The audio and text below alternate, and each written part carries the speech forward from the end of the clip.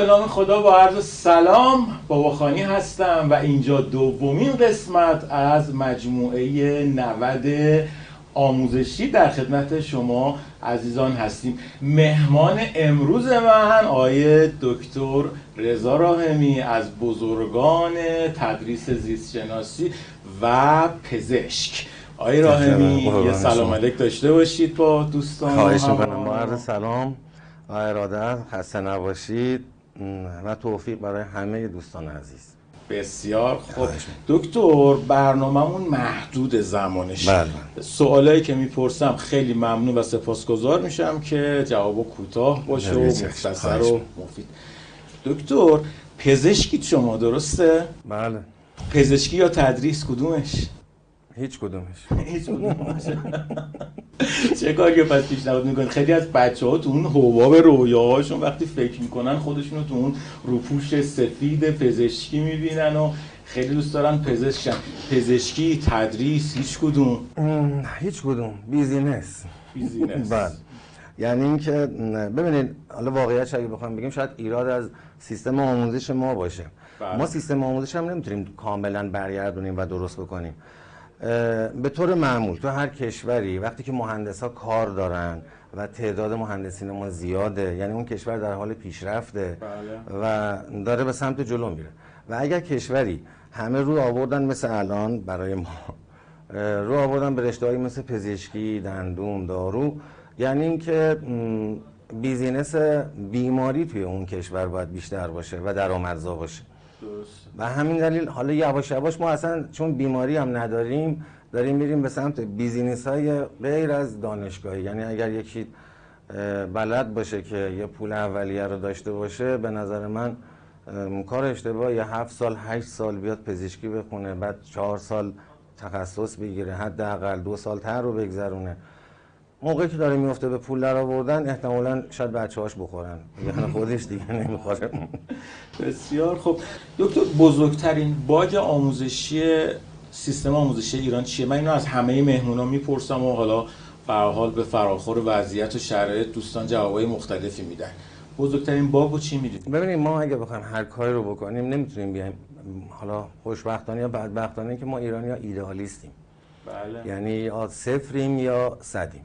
بله. رو همین حساب مشکلات اون رو نمیان از جایی که هستش درستش بکنیم. بله. و از همه بدتر اینه که آدمای شعار بدهی هستیم. یعنی من الان یه ساعت و نیم 2 ساعت راجع به این مطلب میتونم حرف بزنم، خیلی هم قشنگ، اما اجرا نمیشه چون اصلا اجرا شدنی نیست. نظر من اینه که از بسم الله ما بیایم ببینیم که آقا چرا ما اصلا برای چی کنکور داشتیم، چرا کنکورمون رو داریم میکنیم 40%، آیا توان اینو داریم که اصلا ما 10ام، 11ام، 12ام امتحان نهایی بگیریم؟ خیلی وارد مبحث‌های ریزش نمیشم. 10ام، 11، 12 که امتحان گرفتن واقعا کسایی که صحیح کردن درست بوده؟ یه خواسته ایراد نداره، حداقلش اینه که برگاهی که صحیح شده رو به بچه‌ها نشون بدن. آره، امسال اینو خوب شد دکتر گفت، اینو در دل خودم هم بود دکتر. اولا که تا یه جاهایی میشیندیم چقدر حجم زیادی ورقه صحیح شده هستش. برخلاف رویه‌های گذشته اومدن کمک خواستن از غیر انتفاعی ها، هیچ موقع به غیر انتفاعی ها اصلا اجازه نمیدادن که اساتیدش ورقه صحیح بکنن. و بعد از اونم نمرات عجیب غریبیه. من این دانش آموز بسیار قوی و درجه 1 داشتم، کل کارنامه شده 16 اسفند 16 اسفند 16 اسفند 16. مثلا تصادف و آمار رو احتمالاً در نظر بگیریم می‌خورده. نمیدونم واقعا با چه کیفیتی تأسیس شده، اصلا تأسیس شده؟ نه. تأسیس شده اصلا. ببینین، تأسیس شدنش به کنار، اعتراض زدنش به کنار. ببینین وقتی ما یه کاری رو میخوایم انجام بدیم چرا باید اینقدر آزمون و خطا داشته باشیم؟ وقتی ما آزمون و خطا داریم قطعاً خطاهای ما توی سیستم آموزش قابل جبران نیست. من نمیتونم دوباره دنده عقب بگیرم برگردم بگم آقا اصلا ولش کن مثل روز اول. از همه بدترش اینه که ما توی سیستم آموزش اصلا اولویت نیست. سیستم آموزش ما بدترین اتفاقی که توش افتاده اینه که حتی زمانی که من و شما دانش آموز بودیم معلمامون خیلی برای ما گنده بودن. بله. من الان حالا اسم نمیارم ولی هنوزم که هستم، من هنوزم یادم، هنوزم اون بوتا هنوزم با اینکه الان خودم دارم تو سطح اول آموزش ایران کار میکنم با افتخار، ولی هنوز هر موقع اون اسم میاد، هنوز اون جایگاه هنوز برای من تو ذهنم حفظ شده. ببینیم پس ما مشکلمون دقیقاً همینجاست، یعنی در پذیرش معلمین. ببینیم گزینش به قول حالا سیستم ما چشم و گوش نظام و حکومت. بله این گزینش چشم و گوش و به نظر من عقلم باید کنارش باشه، یعنی چشم و گوش و عقلش باشه. آقا ما در سیستم جذب معلممون یه معلم وقتی که داره درس میخونه از اون به بسم الله مگه چقدر میگیره؟ بعد از 20 سال 30 سال زحمت کشیدن باز دوباره چقدر میخوام بهش بدن؟ اینا رو همه رو بذارین کنار. در کنار این داستان بعضیا اصلا ببینید، من همیشه میگم معلمایی که تراز اولا الزاما سواد بالایی ندارن. من خودمو میگم، من آدم بی سوادی، شومنای خوبی باشن، قدرت بیان خوبی دارن، قدرت ارتباط. خب اینا رو ما تو معلمامون اگه تو مدرسه داشته باشیم دیگه مشکلمون بر نمیگرده به سیستم کنکور که حالا بخوایم برای پوشوندن کنکور یا به قول خودشون مبارزه با مافیای کنکور بیایم مافیای کنکور رو قوی تر بکنیم. چرا؟ چون در اصل کتابای بیشتر دوباره دست مافیای کنکوره. بله. و از همه هم بدتر، حالا من اینا سریع جمع و جورش بکنم، اینه که کتابای ما رو، کتابای درسی رو وقتی دارن تغییر میدن، درس خودم رو دارم میگم، زیست شناسی بله. شده یه اقیانوس به اندازه یک وجب. نمیدونم چرا واقعا این کارو کردن. از هر جایی یه نکته یه ذره تصمیم به یه تغییری میگیرن، اگه 3 تا گزینه داشته باشن میرن میگردن بدترین حالت ممکن انتخاب میکنن و نمیدونم تعمد یعنی واقعا در کاره، چون نمیشه اینجوری خرابکاری تو سیستم آموزشی به این شدت و به این شکل بگیم مثلا تصادفی بوده، ناشی از جهل بوده. آیا واقعا دست‌های در کاره که چون به هر حال همه چیز یک مملکت آموزششه، شاید همون لحظه نشون نده. میدونیم که مقایس مربوط به آموزش اگه اون لحظه هم نشون نده اون اثراتش رو، تو سالهای بعد خیلی شدید ما نتایجش رو خواهیم دید. و با شما موافق هستم که اگه خاطرتون یه گروهی مشغول اینه که اصلا نابود بکنه بعضی از چیزها. اگر خاطرتون باشه کتاب‌های آموزشی قدیم 1/3 کتاب‌های درسیمون بود. یعنی مثلا ما یه کتاب زیست داشتیم 200 صفحه، بعد یه کتاب رزمندگان بود، کاهی هم بود یادمه، بعد ورقاش هم که ورق می‌زدیم تازه اونم دست به دست می‌کردیم 100 صفحه. الان دقیقاً برعکس شده، یه کتاب زیست داریم 100 صفحه به اندازه 4000 کتاب 2000 صفحه‌ای داریم که فقط درسنامه فقط و تازه بازم ما نفر اول کنکورمون 100 نمیزنه. دکتر، مخاطب ما هم دانش آموزا هستن، هم علاقه‌مندان حوزه آموزش، مدرسین، معلمین، مدیران. برای اینکه اون قسمت دانش آموزیمون هم حالا خیلی براشون کسل کننده نباشه این بحثا گفته بود، یه خاطره خوب داری تعریف کنی برامون؟ عجیب ترین دانش آموزی که داشتی، حالا چه مثبتش چه منفیش؟ والا خاطره دارم اما قابل گفتن نیست، خیلی هاش چند تا از قابل پخشش رو بگید شما از بچه‌ها. این آقایی که حالا اسمشو نمیگم، ولی اون موقع که میرفتیم کرمانشاه برای تدریس، یه آقای اومد، یه موهای بلندی هم داشت و یه گیتاری هم روی کولش بود و اومد تو آموزشگاه برای ثبت نام. حالا یه آقای مشاوری هم هست که حالا میشناسینش، ایشون نگاه کرد گفت چیکار می‌خوای بکنی؟ گفت می‌خوام پزشکی بخونم. گفتش که باش شما برو سازتو بزن. دوباره رفت، دوباره هفته بعد من دیدم این بنده خدا اینجا آویزونه. هفته سوم گفت باشه من یه شرط میذارم برای اینکه اینجا باشیم، تازه به تخفیف هم میدیم. اگر هفته بعد شما موهاتو با نمره 2 زدی باشو بشین سر کلاسم.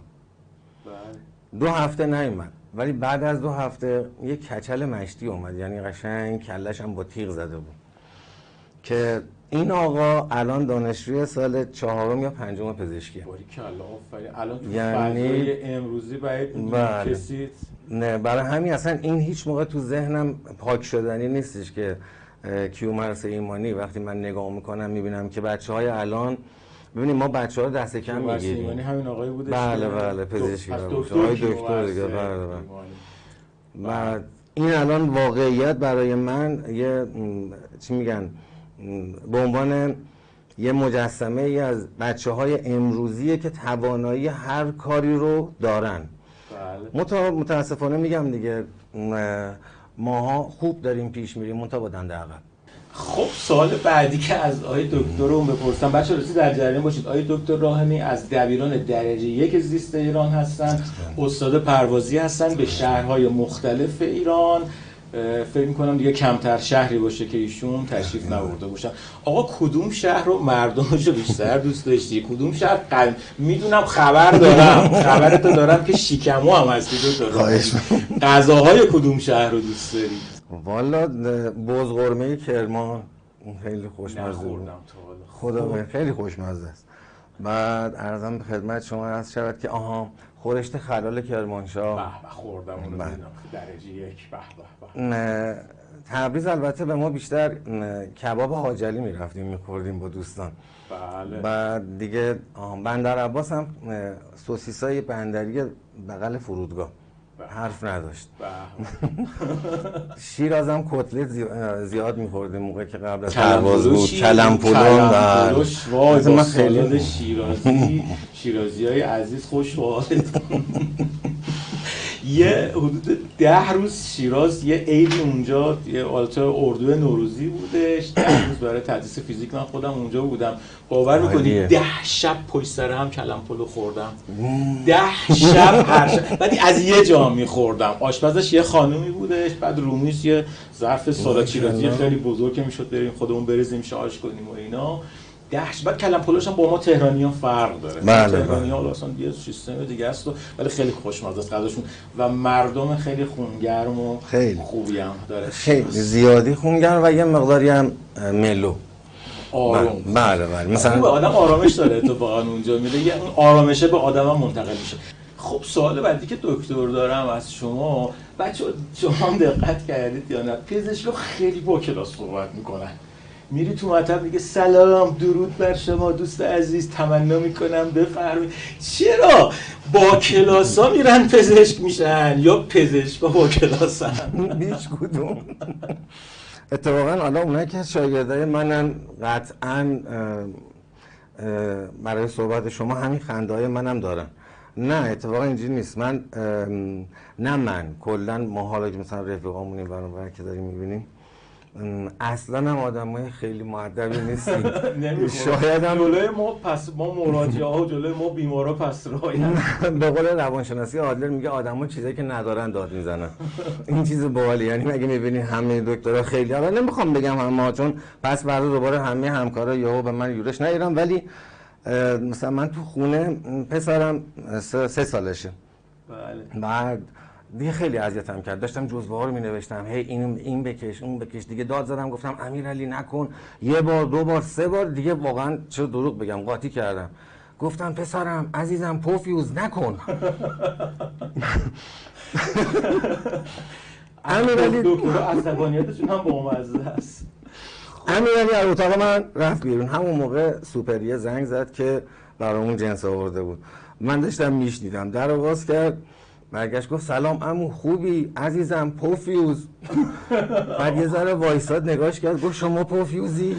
این بنده خدا اصلا همینجور مونده بود جواب چی بده. بعد دوباره پرسید، داد میزد تو راه رو تمام طبقات دیگه میشنیدن. نه گفتم پوفیوزی. یارو گفت واقعا عمو جان من هستم، بابام هست، داداشم، فقط به یکی از همین پوفیوزا بگو بیاد این پیسه پلاستیکا از من بگیره. بسیار خوب دکتر، معاشرت خیلی خوبی بود. متشکرم از شما که دعوت ما رو قبول کردید. اختیار داریم با افتخار. سرتون شلوغ دکتر، بسیار سرشون شلوغ هستش. خیلی ممنون، متشکرم. اگه صحبت پایانی دارید با بیننده هامون بفرمایید. ایشالله که در هر مسیری با هر نیتی، البته نیت خیر، پیروز و برقرار باشید. یادتون باشه از دیوارا پله بسازیم، نه اینکه دیوارا رو خراب کنیم. حق یارتون. متشکرم از شما و همه دوستان رو به خدای بزرگ میسپاریم.